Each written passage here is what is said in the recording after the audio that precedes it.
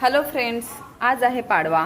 तर पाडव्याच्या दिवशी आम्ही चाललोय आता मंदिरामधून चाललोय एका मित्राच्या घरी. तर चला आजचा दिवस माझा कसा जातो बघू. सकाळचे सगळे रुटीन कामं सगळं काम आठवून आता आम्ही बस घरातनं बाहेर निघतोय. अराऊंड आता वाजलेत 11. ही आहे आमच्या फ्लोअरवरची रांगोळी.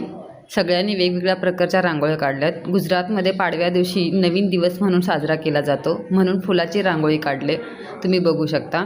आता आम्ही चाललो आहे मंदिराला. हा मंदिराचा रस्ता आहे. आमच्या इथं जवळच खूप छान सुंदर छोटंसं मंदिर आहे, नर्मदेश्वर महादेव मंदिर. खूप सुंदर आहे मंदिर आणि ते मंदिर माझ्या मनाच्या जीवाच्या खूप जवळ आहे. मी नेहमी आठवड्यातून नाही म्हणताना 5 दिवस तरी ह्या मंदिरामध्ये येते. शंकराचं मंदिर आहे. नर्मदेश्वर शिवलिंग आहे. नर्मदा मातेचं जिथून शिवलिंग आणलं जातं ते शिवलिंगची स्थापना इथं केली आहे. खूप सुंदर आहे. नर्मदा माता माहीत नाही, माझ्या मनाच्या खूप जवळ आहे. त्याच्यामुळे ह्या शिवलिंगचं माझ्या मनामध्ये एक वेगळं स्थान आहे.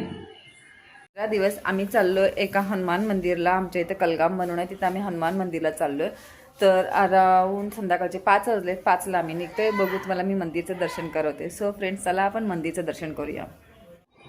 मी माझ्या मैत्रिणीसोबत जाणार होते, म्हणून आम्हाला इथे एका नाक्यावर मैत्रिणीची वाट बघत थांबलो होतो 10 मिनटं. त्याच्यानंतर आम्ही निघालो. रस्त्याने जातानाचा हा व्ह्यू होता, खूप सुंदर होता. एका ठिकाणी थांबून आम्ही नारळ पाणी पिले आणि फोटोशूट काढला. मंदिरामध्ये पोहोचलो. मंदिराचं तुम्ही बघू शकता किती सुंदर आहे.